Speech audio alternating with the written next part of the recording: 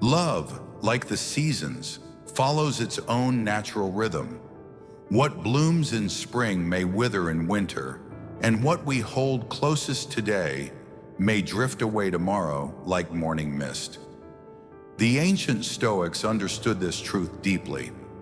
Marcus Aurelius wrote in his Meditations that all things are in constant flux, that attachment to what is temporary brings only suffering. When someone begins to lose love for you, they rarely announce it with words. Instead, their hearts speak through subtle changes in behavior, small shifts that reveal the erosion of affection beneath the surface. The untrained mind reacts with panic, desperation, and confusion. But the Stoic observes these changes with clarity, recognizing them as natural movements of the human heart, neither good nor evil, but simply what is. Today we explore 3 unmistakable signs that someone is withdrawing their love, and more importantly, how the wisdom of Epictetus, Seneca, and Marcus Aurelius teaches us to respond not with weakness, but with dignity, strength, and profound self-respect. The first sign appears like shadows growing longer at dusk. They begin to create emotional distance, pulling back from the intimate conversations that once flowed between you like rivers meeting the sea. Where there was once curiosity about your thoughts, your dreams, your daily experiences, now there is polite but hollow inquiry. They ask how your day was, but their eyes don't search your face for the real answer. They listen to your words, but you sense they're already planning their response or thinking of something else entirely.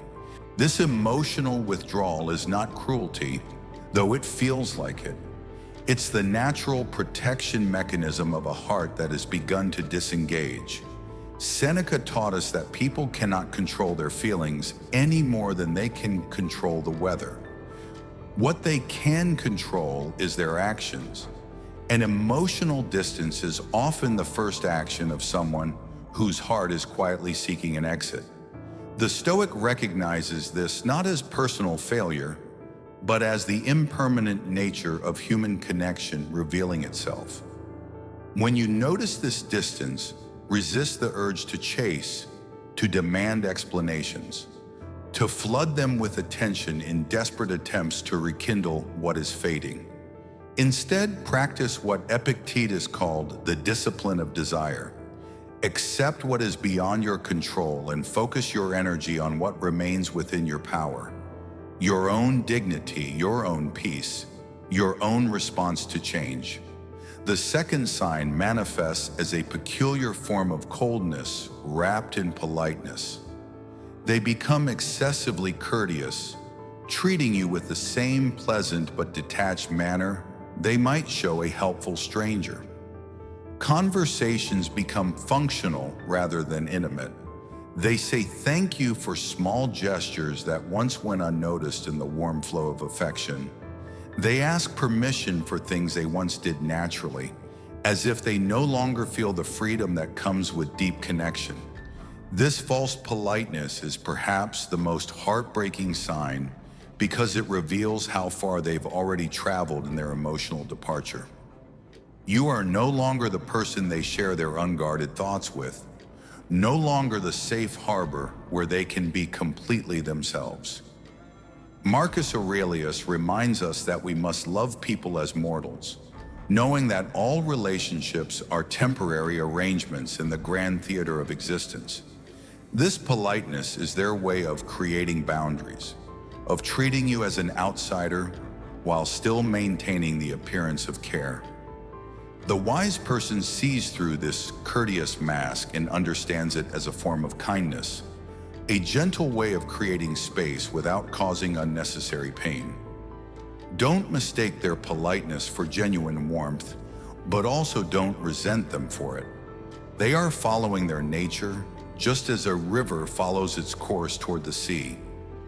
Your power lies not in changing their direction, but in maintaining your own center, your own strength, regardless of how they choose to treat you. The third and most revealing sign comes in how they respond to conflict or tension. Where once they might have fought with passion, argued with investment in the outcome, or shown fire in their disagreement, now they respond with indifference.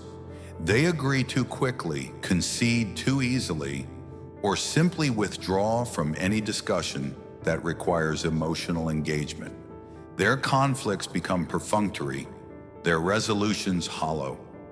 This absence of fight is not peace, but the quiet that comes when someone has already emotionally left the battlefield. Epictetus taught that we suffer not from events themselves, but from our judgments about events. When someone stops caring enough to disagree with you, to challenge you, to invest their emotional energy in working through problems together, they have already made their judgment. They have decided that the relationship no longer warrants their full presence. A Stoic doesn't interpret this indifference as an invitation to create drama or force engagement. Instead, they recognize it as valuable information about where they stand. The person who loves you will fight for the relationship, will invest energy in resolution, will care enough to be bothered by discord. When that investment disappears, when they become neutral observers of their own relationship, the wise person accepts this reality and begins to adjust their own emotional investment accordingly.